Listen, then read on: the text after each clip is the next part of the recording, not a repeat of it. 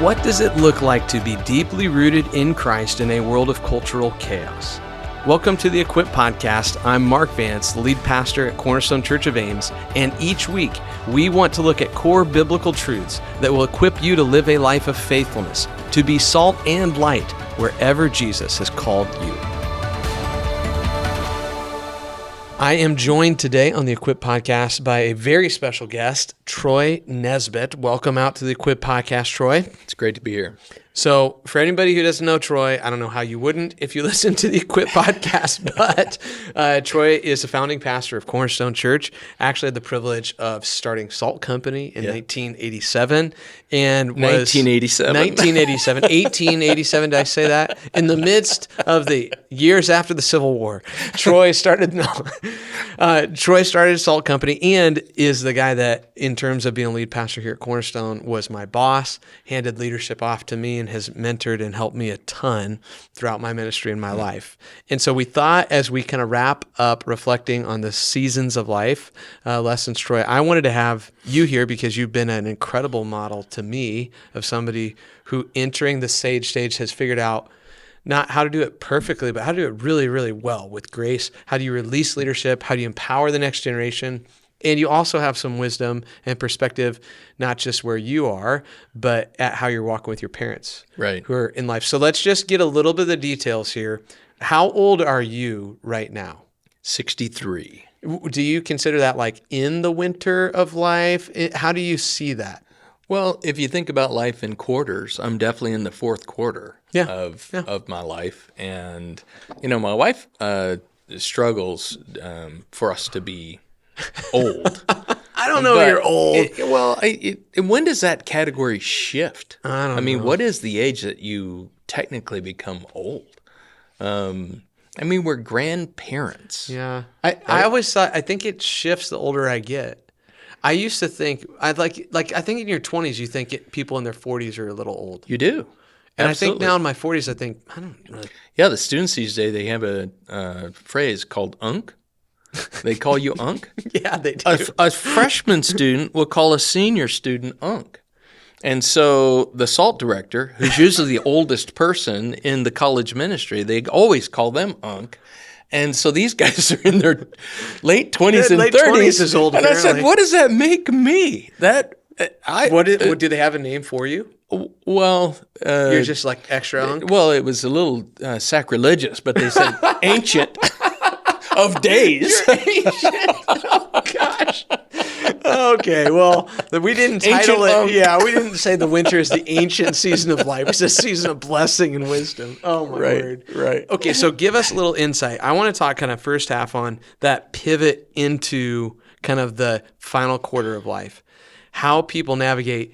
In some ways, Troy, you handed off leadership at Cornerstone almost a decade earlier, more than a decade earlier than a lot of guys we see in Christian ministry. 100%. I want to talk about how you arrived at that conclusion a little bit and how you've navigated that. So talk a little bit through the leadership transition at Cornerstone and how you saw that and why you did that the way you did. Well, you know, the heart of this church was to plant a church that loved college students and was always reaching college students. And I've always believed that pastors do a great job of reaching a decade either side of themselves.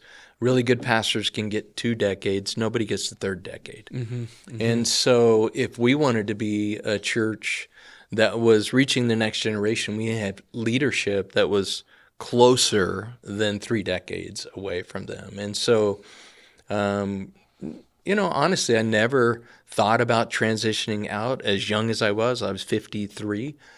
But, God brought you and others at the right time. And, Cody's famous question that he asked me early on, he said, Troy, how old is too old to lead a next generation church? And then I remembered when I was 20, what I thought about people who were in their 50s. And I thought, wow, it just kind of hit me that if we wanted to keep moving forward, I never wanted to be a part of a church that was dying and declining. And often it happens under older leadership that no longer even see that what they're doing is not very effective. And certainly could see Salt Company flourishing under the younger generation's leadership, and felt like it was just time time to transition, and God has really blessed my. that. And then I learned later that the priest, you couldn't serve until you were 25, but you had to stop serving in the temple when you're 50. You didn't stop becoming a priest, but you ministered to the priest at that point.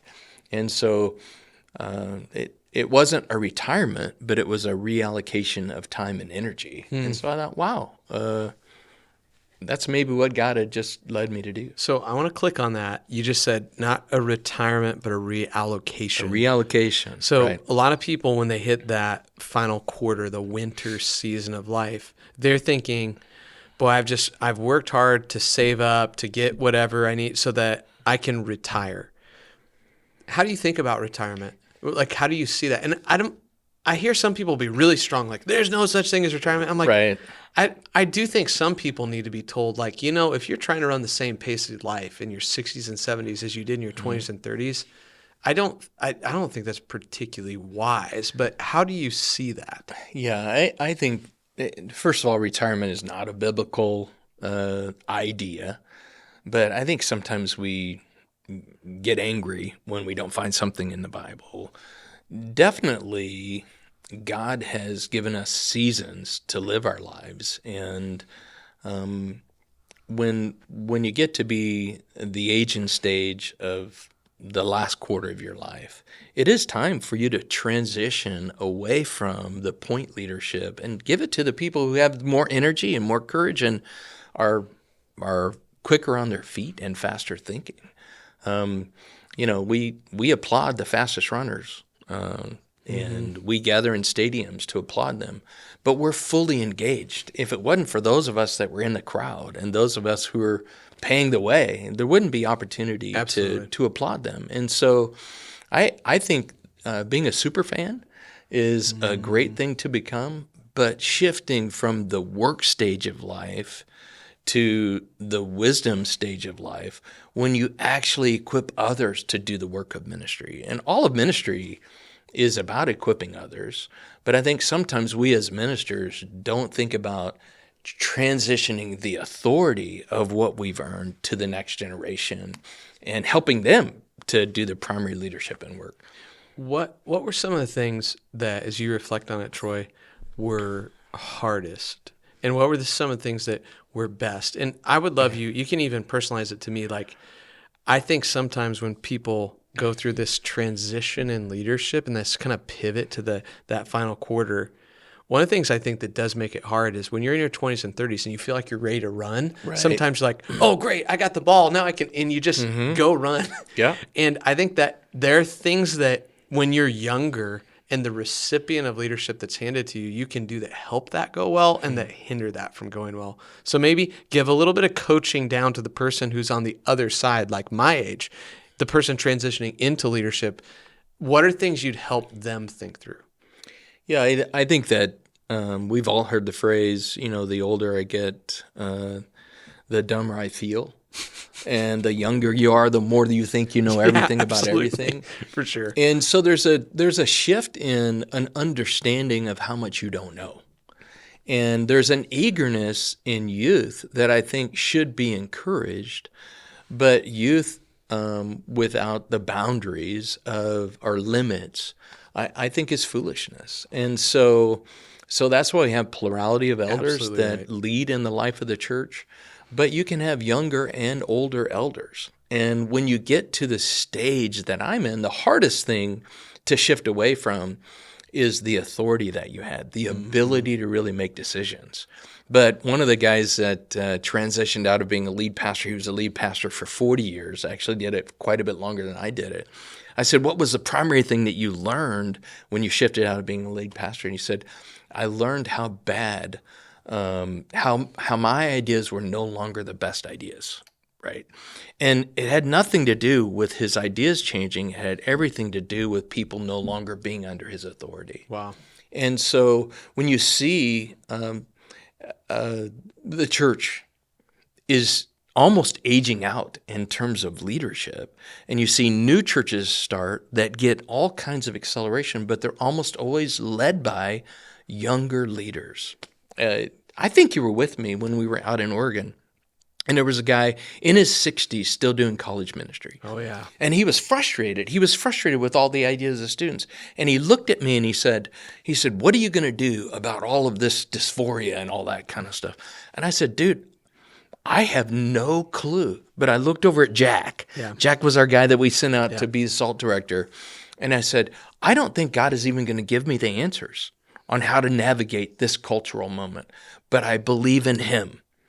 And Jack will get the answers. And I think the hardest thing is losing the authority, but the greatest thing that you can do is you actually can put that on someone else. And so here's my peer who was judging me because I didn't have an answer that he didn't have an answer to, but I had an answer. I said, this young man will get it. Right. And he's the one who's going to go forward. And I think that's what my generation needs to be doing for the next generation, is actually emboldening them and saying, you have grown up in this culture that we don't get. Even that word unk. Right. My uncle was older than me, but I would never use the term, and all other kinds of terms. I don't even know how irrelevant the words are that I use anymore. But I do know that I'm confident in the young men and women who are coming up in this generation, and I believe in them. You've modeled for me just being a great cheerleader. I think, like when I was younger, transitioning into leadership and all sorts of things, you want to lead with boldness. What happens is, it's a weird thing. If you feel like people are like against you, what happens is you just kind of try to prove yourself to them. Right. And so then you come off proud and arrogant, and you're not listening. Whereas if you have people like you have been like this with me, and Brent has been, like so many of our elders have been so helpful, where they're like, hey, we'll help steer you if you're off track. We'll warn you, but we believe in you. Go for it. It settles your spirit down, a little bit. You feel more confident because you're like, I have people who believe in me. I'm going to try. And you just modeled that so well. Talk beyond work to family life. The difference between parenting to grandparenting. Because in that final quarter of life, there's a pretty big pivot in how you parent too. Right. Oh, 100%. And Deuteronomy chapter 4 actually commands us to stay engaged with our grandkids, but you're engaged in a different way. You've maybe heard me talk about something that I learned from someone who's leading in the NCAA, and that is Division I athletes, their worst memory in sports was riding home after the game with their dad. Oh, because that's terrible to hear. Often dads are the most critical of parents and the heart of their kids, and hardish on them, harsh. Sometimes because they're trying to relive their life through them. But the greatest memory of those athletes was when their grandparents came to the game, because they're just happy to see their grandkids in a uniform. It's like, wow, that's my grandkid. And so they become the best cheerleaders, and they don't care so much about the outcome of the game. They care about the person who's playing in the game. And it's in that stage that you're able to just applaud, and you've learned what matters and what really doesn't matter. And so much is invested in the next generation, and it's wasted because it's not a good investment. And grandparents tend to know, okay, this is what's really going to matter. And it's not whether they score a goal or get a hit. It's just that they feel loved and valued. And so encouraging the next generation rather than being grumpy about the emerging generation. Old people like me, I'm in that category. I did not say that. You did. We tend to grow in grumpiness, don't we? Yeah, it can happen. It can happen for sure. You either become grumpy or you become more happy. You either disdain the emerging generation or you can applaud it. And in sports, we do that really well. We applaud their greatness. In life, we talk about the good old days. Yeah, right. They weren't. They actually aren't. And I want to be an old person who encourages young people to create better days. Love it. Love that. How do you relate to parenting? So what I mean is, when you're a grandparent, you have the grandkid you encourage, then you have the parent in the middle of that. How do you relate to adult kids who become parents? What's coaching you give people there? Well, first of all, you do move to the counsel stage, and this is in church planting as well. Whenever we go out to church plants, we don't answer questions they don't ask. And so we don't tell if they don't ask. In the same way with your adult kids who are parenting, we have 7 kids, and 4 of our kids have kids. And Pam and I thought we did a great job parenting our kids, but all 4 of our adult parents parent differently. And so we just encourage all of them in their parenting and counsel them if they ask. Now, we talk about their parenting behind their back, Mark. But the fun thing that you did to do, because you're grandparents, is you can speak into the life of your grandkids. Amen. Yeah. And encourage them. I mean, Timothy was so encouraged by his grandmother, and his mother probably didn't have a father in his life. And I want to be that grandparent, and so does Pam, who speaks hope and faith and courage into the grandkids, so that my grandkids will always know Papa and Grandpam, they're always going to be here for me, and they're going to always encourage me in my faith. Flip around now and look up. We're kind of looking at that transition. Now I want to look up. Your folks are, how old's your dad and your mom, Troy? My dad is 88, and my mom will turn 88 in June. Wow. You gave me a hug today coming out of services, and just loves praying for God's work still. Right. But at 88, with parents there, they're entering the final chapters, really, before glory. Yeah, my dad says he's still above the dirt. Your dad has a phrase for absolutely everything. Still above the dirt. He does. What are some of the things you're learning in what it looks like to love aging parents as they're kind of nearing the end of this mortal life? You know, actually, one of the habits that I've established, you talked about that you have a fasting Friday, praying for the 403. Well, I have a visiting Friday where I go and just sit with my mom and my dad, and we just talk. We talk about what I'm doing. And there's nothing more exciting to them than to be a part of what I'm doing. It's awesome. And, you know, my dad has prayed for his whole life that God would bring revival or an awakening, as we've been talking about in Cornerstone. And he believes that that is happening through the SALT network, right? And I pray it does. Oh, I pray Wouldn't it, that be awesome? And you know, Proverbs says, a righteous man who walks in his integrity, how blessed are his sons after him. And, you know, in my life, my dad is a first-generation believer, and he didn't have a very good dad, and he didn't have anybody that he could emulate. But I said even when I was a kid, you know, I wanted to do what my daddy does, and I never wanted to be a pastor until I was older. But now I want to finish well, Mark. And I think part of finishing well as a man in their 60s is to care for aging parents in their 80s or 90s or however long God gives them. And so my parents know that it's an honor for me to talk with them, to help them think through the future. We've talked about burial and funerals and the kind of things that will happen. And my parents have a bunch of stuff that they know I don't want. I think everyone's parents has a bunch of stuff they know they don't want. But it's fun just to talk about those things. Totally. And to really ask them what is their heart. And when you have godly parents especially, you get an opportunity to honor them in their last days. And even if you don't have godly parents, it is godly on your part to honor your parents in their last days. And, you know, Mark, you didn't get that opportunity with your dad, but you get that opportunity with your grandma. And you will have that opportunity with your mom. And I look forward to going and visiting with my parents. And sometimes it's just a half hour, but sometimes it's an hour. And I think both of us look forward to that time. And as they decline in health, who knows what that will be like.